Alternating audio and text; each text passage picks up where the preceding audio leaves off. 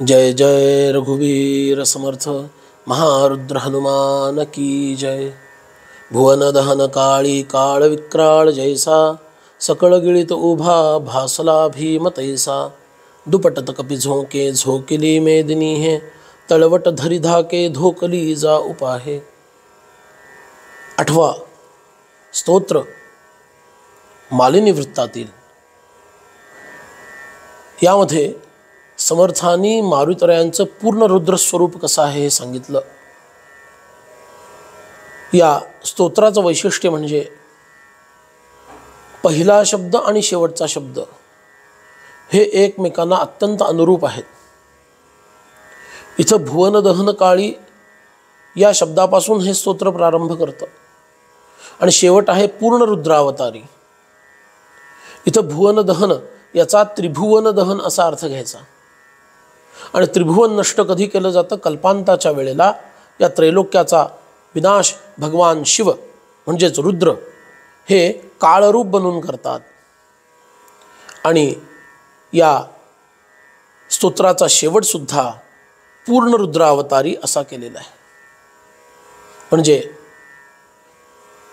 दोनही शब्द अत्यंत अन्वर्थक आहेत आणि हे संपूर्ण स्तोत्रच त्या रुद्र देवतेसाठी हनुमंतांच्या रूपामध्ये समर्थांनी म्हटलेलं आहे।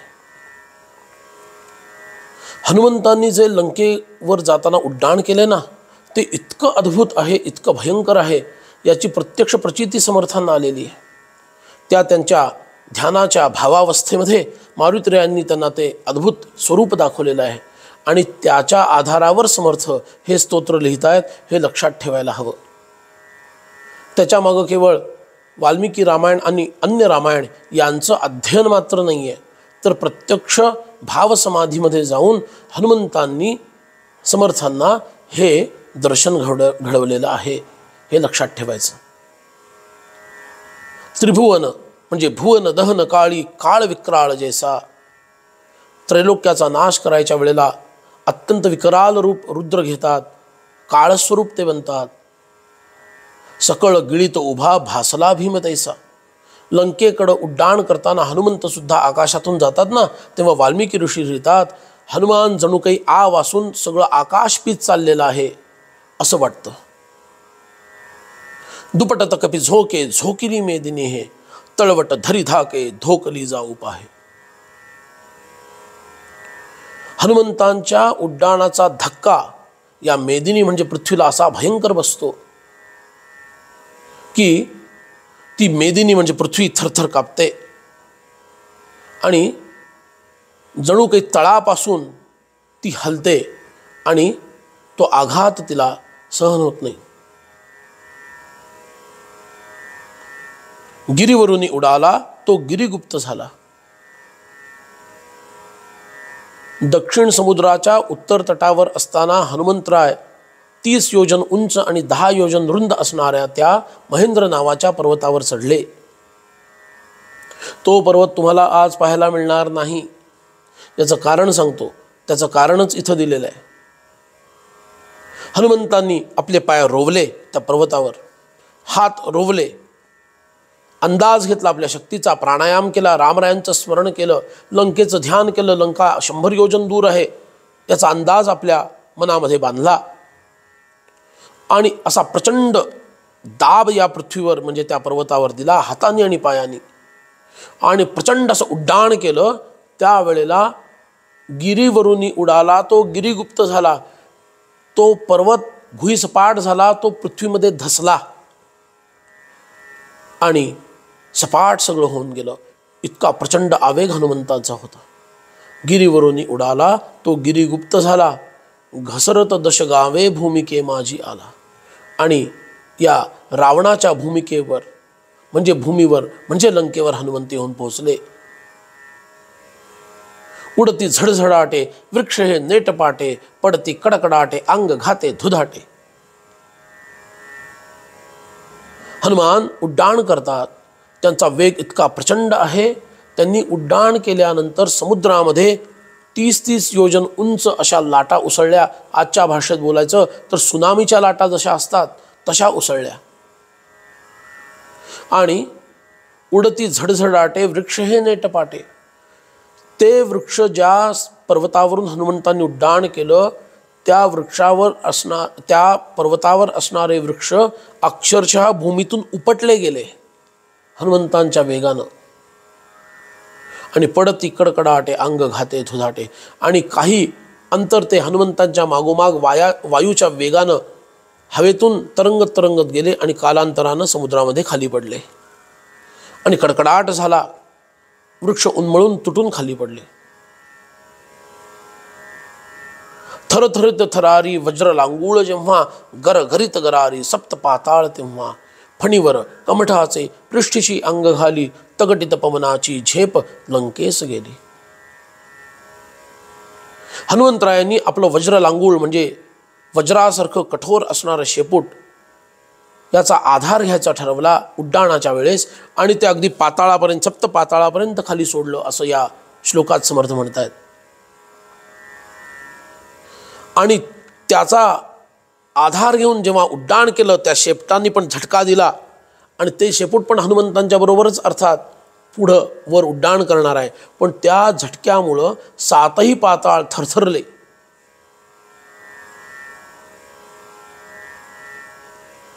थरथरले सप्त पाताळ तेव्हा. इतकंच नव्हे, पौराणिक मतानुसार पृथ्वीला शेषनागानं, फणीवर या शब्दाचा अर्थ आपण पूर्वी बघितलाय 6व्या स्तोत्रामध्ये. फणीवर म्हणजे शेष आणि भगवान विष्णूंचे दुसरे अवतार असणारे कूर्मदेव, त्याला कमठ असं म्हणतात. फणीवर कमठासे पृष्ठीशी अंग घाली. हनुमंतांच्या या शेपटाने इतका पराक्रम केला की शेष आणि कूर्म ह्यांना सुद्धा त्याचा हादरा बसला, त्यांच्या पाठीला तो धक्का बसला. पृष्ठीशी अंग घाली, तगटित पवनाची झेप लंकेस गेली. आणि हनुमान वायू समवेत झेपावतात लंकेच्या दिशेनं.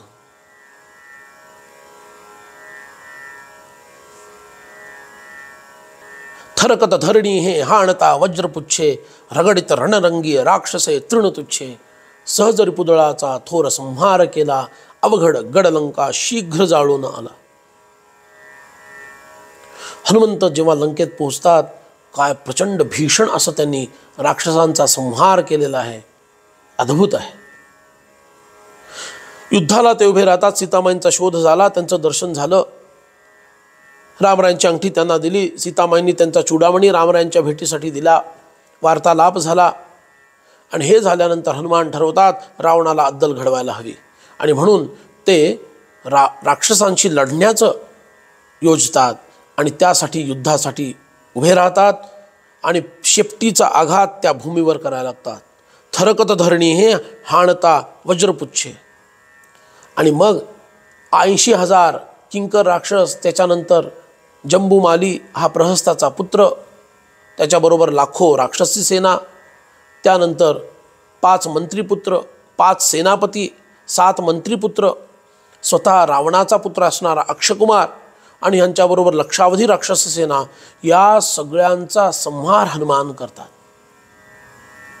महाभयंकर संहार करतात. थरकट धरणी हे हाणता वज्रपुच्छे, रगडित रणरंगी राक्षसे तृणतुच्छे. रणामध्ये, युद्धामध्ये या राक्षसांना इतकं तुच्छ करून टाकलं आणि रगडून रगडून मारलं. हनुमंतांनी गदेचा वापर केलेला नाही आहे. वाल्मिकी रामायणामध्ये हनुमंतांनी आपले तीक्ष्ण दात आणि आपले तीक्ष्ण नख ह्यांनी राक्षस फाडलेले आहेत आणि फोडलेले आहेत. मोठे मोठे पर्वत उचलावेत आणि ते राक्षसांवर फेकावेत. टेकड्या उचलाव्यात आणि फेकाव्यात. शिळाखंड उचलावे आणि डोक्यात घालावेत. प्रचंड मोठे वृक्ष उपटून काढावे आणि त्याचा आघात करावा. एखादा प्रचंड मोठी इमारत असेल, एखादी वास्तू असेल, त्याचा प्रचंड मोठा सोन्याचा, चांदीचा किंवा अन्य प्रकारचा खांब असेल, तो उखडून काढावा आणि त्या खांबाचा प्रयोग करावा. म्हणून इथं समर्थ म्हणतात रगडित रणरंगी राक्षसे तृणतुच्छे. आयुधाचा वापर केलेला नाही आहे. ह्या सगळ्या गोष्टींनी हनुमंतांनी मारलेला आहे. लाथा, तपराखा, फटके, कचांड्या, अशा पद्धतीनं हनुमान लढलेले. सहज रिपुदळाचा थोर संहार झाला. रिपू म्हणजे शत्रू, शत्रूच्या सैन्याचा प्रचंड मोठा संहार हनुमान करतात. प्रचंड मोठा म्हणजे किती? 1/4 सेना हनुमंतांनी रावणाची एकट्याने संपवली. 1/4 सेना एकट्याने संपवली. अवघड गड लंका शीघ्र जाळून आला. आणि जी लंका, तो गड आहे म्हणजे तो दुर्ग आहे, त्रिकुट नावाच्या लंकेच्या द्वीपावर असणाऱ्या पर्वतावर रचलेला हा गड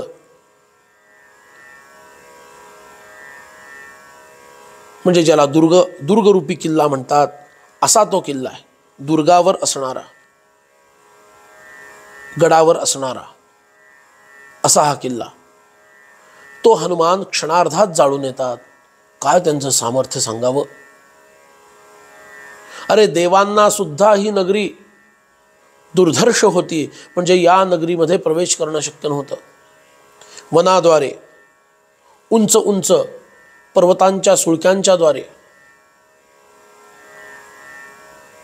बुरुजांच्या द्वारे आणि खंदकाच्या द्वारे, या 4 प्रकारे ही नगरी सुरक्षित होती असं हनुमंतांनी रामरायांना सांगितलं. आणि या नगरीमध्ये प्रवेश करणं देवांनाही शक्य नाही. अशा नगरीत हनुमान जाऊन येतात आणि तिचा विध्वंस करून परत येतात.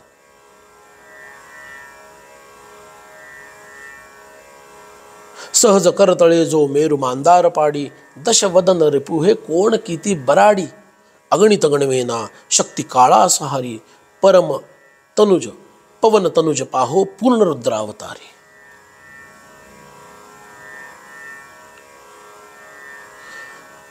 मेरू मांदार ह्या मोठ्या मोठ्या पर्वतांना सुद्धा एका आपल्या बुक्कीच्या जोरावर, एखाद्या फटक्यानं हाताने हनुमान जिथं भुईसपाट करू शकतात, नष्ट करू शकतात, त्यांच्यापुढं रावण काय आहे हो. आणि रावणासारखे अन्यही हनुमंतांच्या समोर काय आहेत. पण श्री रामरायांना यश प्राप्त व्हावं आणि त्यांच्या हस्तेच रावण मारला जावा, या उद्देशानं हनुमान रावणाला नष्ट करत नाहीत. आणि म्हणून त्याला बराडी असा शब्द समर्थ वापरतात. हनुमंतांच्या समोर रावण हा एखादा क्षुद्र किड्यासारखा आहे, बराडी आहे. अगणित गणवेना शक्ती काळा शिहारी, पवन तनुज पाहो पूर्ण रुद्रावतारी. हनुमंतांच्या शक्तीचा पार कुणीच पाहू शकत नाही, इतकी अपार शक्ती त्यांची आहे. अरे काळ सुद्धा त्यांच्या समोर हरतो आणि म्हणून तर हनुमान चिरंजीवी आहेत. शक्ती काळा शिहारी, काळ सुद्धा हनुमंतांच्या या शक्तीसमोर मान झुकवतो, हार मानतो. हनुमंतांचा पार मीही पाहू शकत नाही असं काळ म्हणतो. असे हनुमान काय आहेत? पवन तनुज या वायुतत्वाचे हे पुत्र आहेत. पहा हो हे हनुमान कसे आहेत? पूर्ण रुद्रावतारी आहेत, साक्षात शिव आहेत, रुद्रच आहेत. 11 अवतार, रुद्रांचे 11 अवतार, त्यातले 11वे रुद्र म्हणजे श्री हनुमान आहेत. अशा हनुमंतांचं दिव्य सामर्थ्य, त्यांनी लंकेमध्ये केलेला अद्भुत पराक्रम याचं वर्णन इथे समर्थ करतात.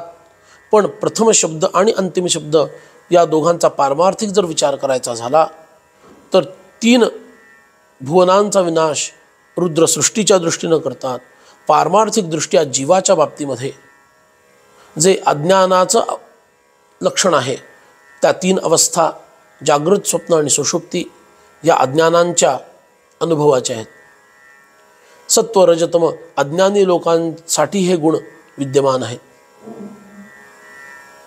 त्यामुळं अशा त्रिगुणांचा, 3 अवस्थांचा किंवा काम, क्रोध आणि लोभ अशा दुर्धर्ष असणाऱ्या 3 नरकाच्या द्वारांचा जो अज्ञानी जनांमध्ये ही द्वारं उघडी असतात, ह्या प्रकारच्या